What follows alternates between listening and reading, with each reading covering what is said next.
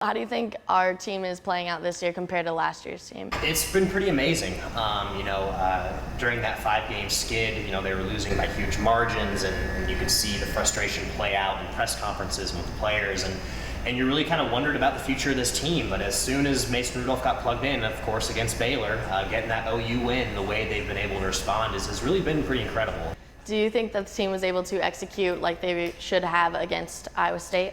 Yeah, early on, like in a few games we've seen, there was a slow start, especially with the defense. Absolutely. There's got to be some concern about this team going up against running quarterbacks. We saw it at Kansas State. We saw it again in Ames by getting those slow starts. But once again, a great, second half adjustment. So they were able to make the plays when they had to.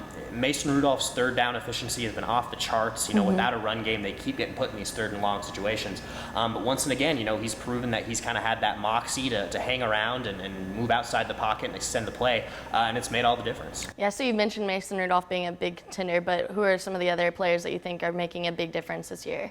Offensively, I think every week it's a different receiver. We've seen David Glidden be such a key part of this team early on. Obviously, James Washington at Texas Tech, then against TCU, and then this last week it was Marcel Aitman. And I think that's what makes this offense so dangerous. Despite the lack of a real physical run game, they've been able to utilize a lot of the weapons on the outside, a lot of receiver end arounds used as the run game to kind of supplement that. So a lot of credit to those guys. So what are your keys going into not only Baylor but OU as well?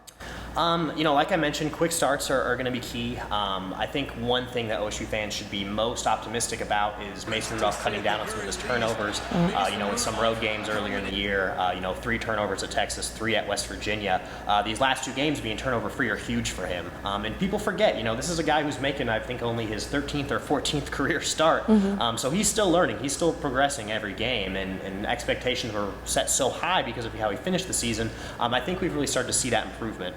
Just those continued repetitions, how he's been able to lead this team to comeback victories. So you definitely do like that. And then defensively, those guys, Agba, it has to start with Agba. He's got to be able to kind of move the pocket and cause some disruption.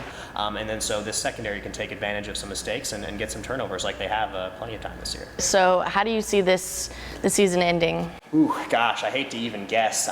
This team has proved me wrong a couple of times, thinking that they would go on the road to West Virginia, thinking that they'd lose to this TCU team. So, I still think that they win 1 or 2 games here. OSU fans probably don't want to hear that because they'd love to see this team go to the national title. But just the way they've been able to get these gritty, close victories, at some point you think maybe the luck is going to run out. Now, like I said, they could definitely prove me wrong. But this just seems like a one-loss team that's just on the outside looking in the playoff conversation. But still, OSU fans got to be excited because that probably means a berth in the Fiesta Bowl against another really high-quality opponent. So either way, been a pretty magical year for this team. Well, thank you for your time. I think that's all we have. So.